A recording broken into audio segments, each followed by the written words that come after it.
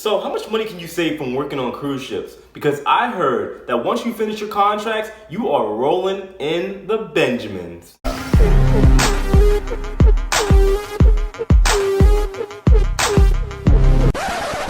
Yeah, so in today's episode, I'm going to be telling you guys how much money you can save while working on cruise ships. And of course, along with that, I'm going to be giving you guys some tips that you can use while working during your contracts that'll help you save a little bit of money as well. Because honestly, it's not so cut and dry. So without further ado, let's get started, shall we? Let's go! Alright guys, so let's talk money. So the question for today's episode is, how much money can you save while working on a cruise ship? And the short answer is yes, of course you can save a lot of money, potentially. But honestly, there's a very common misconception that is a lot easier than it sounds, because there are a lot of factors that play in part of you saving money on the ship. And I've actually taken the liberty of breaking them down into 3, which I'll tell you guys about right now. So you could potentially save literally thousands and thousands of dollars by doing a cruise ship contract. However, there are, like I said, a lot of factors that can get in the way of that. The first one that I'm going to bring up is simply a lot of the crew members do not make a lot of money, at least not as much as you may believe, right? It always depends on the cruise line you're working with, the position you're in, department, that whole thing, right? That determines how much money you get paid, as well as how many years you've been working on the ship, how many contracts you've taken. Some people may only make, let's say, less than $1,000 a month. It just depends, right? But you also got to factor in for some people, especially the ones that go through agencies, you might have dues that you have to pay. You might even potentially have to pay for your flight. You just never know. So that all ties into the fact that you probably aren't making as much money as you like to believe. So obviously, you know, the more money you make, the more you can save, and vice versa. So, I mean, that definitely plays a role that I believe is a key factor in the whole situation. So my second factor that will keep you from saving money, this one is a very, very big one, and that is distractions. That's right, guys. On the cruise ship, there is literally an unlimited amount of distractions on the ship. For example, you have the crew bar, you have your friends, you have the ports, you have the excursions, you have smashing that like button. I'm just joking, but seriously, you guys really should hit that like button. But as you can see, there are a lot of things that can distract you from your primary goal, which is saving money. I mean, I think for the most part, besides the idea of travel and adventure, that's probably why you're there. But I know that sounds very cut and dry and whatnot, but trust me when I tell you that is a very, very, very real thing. And it honestly makes a lot of people go broke. That crew bar sounds really nice when you got nothing else to do or you've had a stressful day. So just keep that in mind. And make sure you guys, again, stay tuned for the entire video, because I'm going to show you just different ways and techniques that I've learned just to kind of stay away from a lot of those distractions, or at least learn to control and limit them. Alright guys, so for factor number 3, make sure you guys are paying attention to this one, because this one isn't really talked about, but I believe is a ginormous factor in the equation of whether you can save money and how much money you can save. That factor is friends and family. What? Now, before you guys take off and get angry and criticize, just hold on a second. Don't get me wrong, I know that a lot of people have expenses with their family that they need to send over to back home, all right? I have a son that I have to send money for literally every month. I know how it is. However, there's an old saying that when you have money, friends and family will love to help you come spend it. It's no secret that when you're working on the cruise ship, you don't really have a lot of personal expenses, right? You have room, board, food, all that stuff is kind of paid for you on the ship. And a lot of people know that. So a lot of people will try to get that extra money out of you, whether they're doing it intentionally or not, you know, because they know you have it, right? I know a lot of people, particularly from the Philippines, and I'm not trying to pick on them at all, but usually a lot of them that get on the ship, it's more of a bigger opportunity than it might be for me. Right? For them, it's a chance to make more money than they could potentially make back home. So they usually send all of their money, for the most part, back home to their friends and family. However, there are all those people that come along with the whole idea of a guilt trip. I'm sure you guys know what that is, right? I've had friends and family come do that because they know that I don't really have expenses. I had a friend that I was actually on tour with the Harlem Globetrotters once, and then it happened again when I was on the ship. A friend of mine asked me for over $1,000 to borrow because he knew that I didn't really have the expenses, but he knew I had the funds, right? And that's something that I really want to talk with you guys about and hopefully get it in your mind.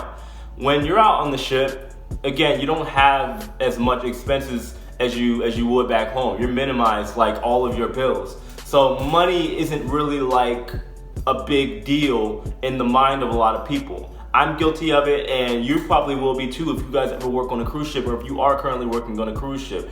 I've spent $1,000 in like 2 nights and not even cared, because I'm like, you know what? I still got a place to eat, and I still got this. In my younger days, I've been that way. And I'm sure a lot of other people can relate to what I'm talking about. The concept of money doesn't really factor in as much on the ship as it does on land, because you don't have the expenses. So I'm gonna end off with that, guys. Just please keep that in mind of your expenses. $1,000 is still $1,000, right? If your friends and family want to try to tell you that they need the money for something, don't give it to them unless you know in your heart and in your mind that they actually legitimately need the money. Just keep that in mind, guys. Now let's move on into some techniques that I've learned on how you could potentially save money on the cruise ship. Alright, so the first thing I want to talk about when it comes to saving money is, of course, before you go on the ship, as basic as it sounds, minimizing your expenses. When you work on the ship, guys, you gotta understand there's a lot of money that you could literally and potentially be throwing away by being on the ship and not being at home. One, for example, is, let's say your rent, right? One thing that I would do whenever I would leave out on the ship is to, of course, sublease my apartment. I don't know how comfortable you guys feel with that, but maybe have a friend or friend of a family stay there and pay like half the rent. That way you're not completely just throwing away over $1,000 a month on rent. That's a big deal, but you can also minimize a lot of things. If you have a crappy car, maybe you could sell it. Maybe you can take off the insurance and let it sit in your grandparents' backyard or something like that, right? Your cell phone bill, you can drop down to the basic lowest plan that they have available and just use the Wi-Fi while you're out on board. You have to minimize your expenses, because there's no point in you paying for things that you aren't physically there to deal with yourself, like your home. Why are you having a house and paying rent that nobody is staying in? You don't want to blow all your money and come back broke and lose potentially thousands of dollars for no reason at all. So just keep that in mind. Minimize your expenses, at least to the best of your ability, before you even leave for a cruise ship contract. The second technique that I have is to find a focus while you're on the ship. Something that will make you extremely focused on a specific goal, or something it is that you really want to do, whether you're on the ship or even after you got on the ship, right? You may want to buy that brand new car. You might want to move into that new apartment. You may want to buy something for your mom, right? For me, while I was on the ship, I had my son to think about. There's places that I wanted to take him to, but also I didn't want to be broke, to be honest with you guys. So I let that be my focus, right? But my other focus was my YouTube channel. I wanted to grow it while I was on the ship, and I made sure I focused on that, so that deterred me from doing other things like going to the crew bar, which of course I'll elaborate on in a minute. But at the same time, guys, you do want other things to focus. Some people choose to go to the gym. I did go to the gym while I was on the ship. Obviously you can see I got a little smaller. I need to go back and bulk up a little bit, but you guys get my point. You need to find some kind of focal point, something that will keep you in the mindset to actually just go out and be productive, instead of just kind of winging it and figuring out something to do just so you can ease up your boredom. Just keep that in mind.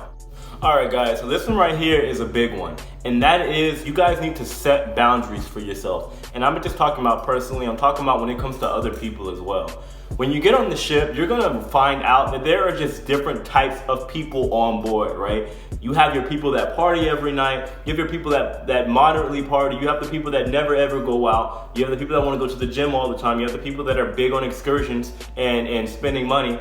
People come from all walks of life. I may make a video explaining on these different types of people on another day, but just when I say set boundaries, I mean you have to limit yourself as far as what you're willing to do and what you're willing to, go experience while you're on the ship.